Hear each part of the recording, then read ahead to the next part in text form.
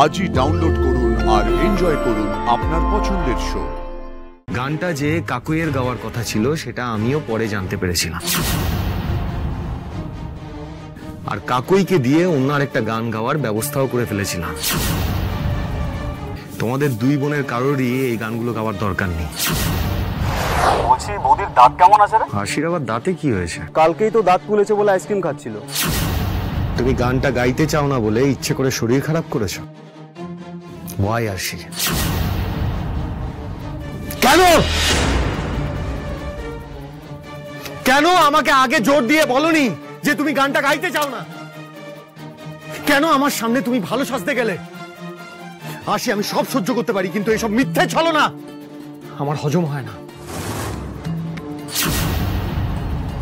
আরে তুমি তো আমাকে আগে বলেছিলে না যে আমাকে ভালো মানুষ পেয়ে নাকি আমাকে অনেকেই ঠকিয়ে নেয়, কিন্তু আজ তুমি কি করলে? আজ তুমি যেটা করলে সেটাকে ঠকানো বলে না? আরে তুমি নাকি আমাকে ভীষণ সম্মান করো, এটা তার নমুনা। তুমি তো আমাকে কালকে বলেছিলে না যে শিল্পের জগতে আমি নাকি তোমার গুরু, তুমি আমাকে গুরু মানো, তাহলে এটা গুরুর প্রতি তোমার অর্ঘ্য। তুমি এইভাবে আমাকে সবার সামনে ছোট করলে, আমার মাথা হেড করিয়ে দিলে। তুমি জানো কত লোকের সামনে আজকে এটা ছড়িয়ে গেল যে আমি পাংচুয়ালিটি মেনটেন করতে পারলাম না।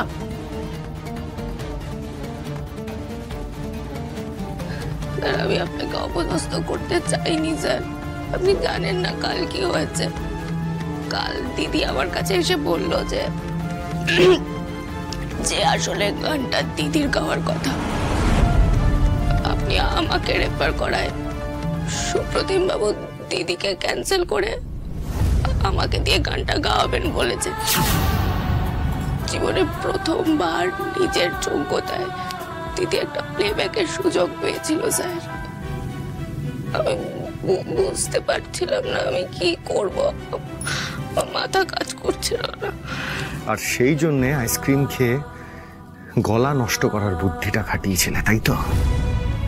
আর কোনো উপায় ছিল না স্যার আমার কাছে। আমার পক্ষে আমার দিদির গানের সুযোগটা কেড়ে নেওয়া সম্ভব নয়।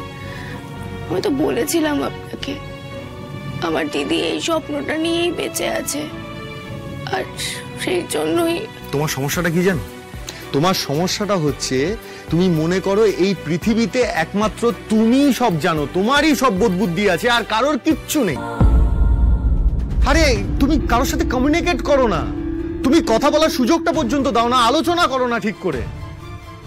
কাকুই যে কালকে তোমাকে দোষারোপ করেছে সেটা আমাকে বলার প্রয়োজন বোধ পর্যন্ত করোনি। মানুষ একটা ক্রাইসিসে পড়লে সেটা নিয়ে কথা বলে সর্ট আউট করার চেষ্টা করে, এটাই এক্সপেক্টেড। অবশ্য তোমার কাছে এসব এক্সপেকটেশন রাখাই আমার ভুল। কথা কখন বলবে? তুমি তো কখন কিভাবে আমার মুখ পোড়াবে সেটা নিয়ে বিজি ছিলে। আমি বুঝতে পারিনি স্যার। কাল দিদির চোখের জল দেখে আমি থাকতে পারিনি। হ্যাঁ সেই, না না তোমার কোনো ভুল নেই, ভুলটা আমারই। তোমাকে গান গাইতে বলাটাই আমার ভুল হয়েছিল। গান গাইতে বলাটা আমার উচিত হয়নি, আমি ভুল করে ফেলেছি, সিরিয়াসলি। আরে আমি আমার কথা বাদই দিলাম, তোমার তো শিল্পের প্রতি কোনো রেসপেক্টই নেই, কোনো দায়বদ্ধতা নেই, তুমি এটা ডিজার্ভই করো না। আরে বাবা, শিল্পী হওয়া অত সহজ নয় আরশি, তার জন্য অনেক পরিশ্রম করতে হয়। আজ তুমি এই বিশ্বাসঘাতকতা শুধু আমার সাথে নয়, নিজের শিল্পের প্রতি করলে। তুমি এত বড় একটা সুযোগ পেয়েছিলে, অনেক কষ্টে অনেক পরিশ্রমে এরকম একটা সুযোগ পাওয়া যায়, আর সেটার গুরুত্ব তুমি বুঝলেই না।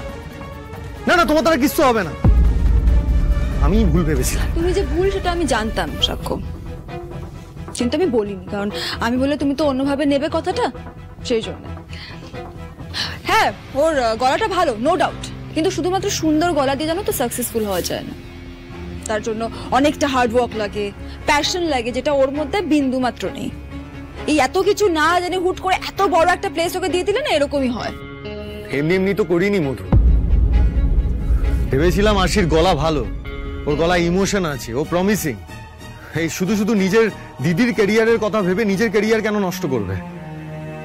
আমি এটা ভেবেছিলাম যে আর যাই হোক না কেন, যেটাই হচ্ছে একটু গাইড করে ওদের বুঝিয়ে দেবো যে এরকম হেলদি কম্পিটিশনে, হেলদি সিস্টেমে চাইলে দুই বোনই শাইন করতে পারে। সাক্ষ্য, তুমি ওদেরকে গাইড করে বোঝাতে পারবে না, যতই গাইড করো না কেন, বিকজ ওদের মধ্যে না ওই মিডল ক্লাস মেন্টালিটিটা গজগজ করছে। ঠিকই বলেছ।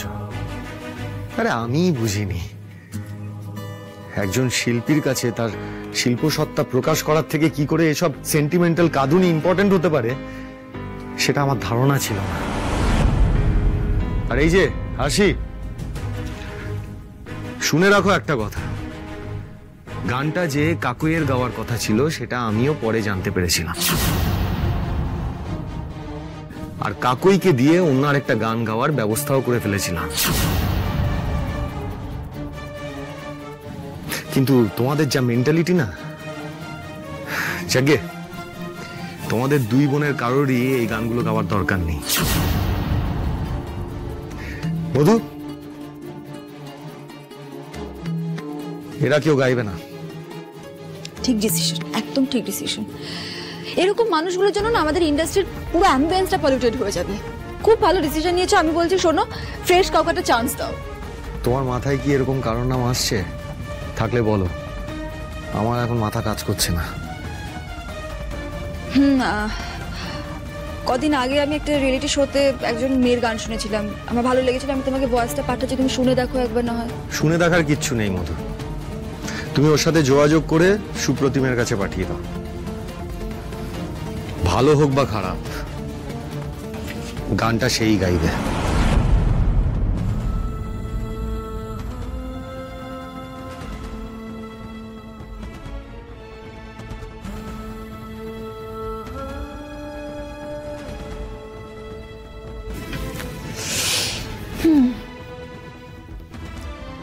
তো আরশি,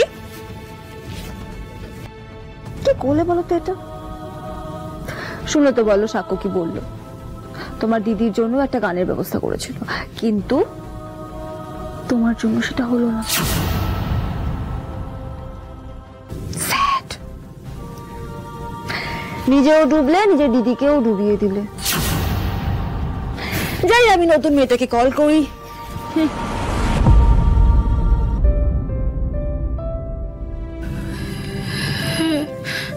আমি কি করে ফেললাম বজরংবলী? আমার অজান্তে আমি স্যারকে এত বড় আঘাত দিয়ে ফেললাম। আমি তো এটা চাইনি। স্যার খুব রেগে আছেন আমার ওপর, আর এই রাগটা যদি আমার ম্যানেজারের উপর পড়ে তাহলে খুব বড় বিপদ হয়ে যাবে। না না, আমার যতই শরীর খারাপ থাকুক আমাকে স্টুডিওতে যেতেই হবে, যেতেই হবে আমাকে।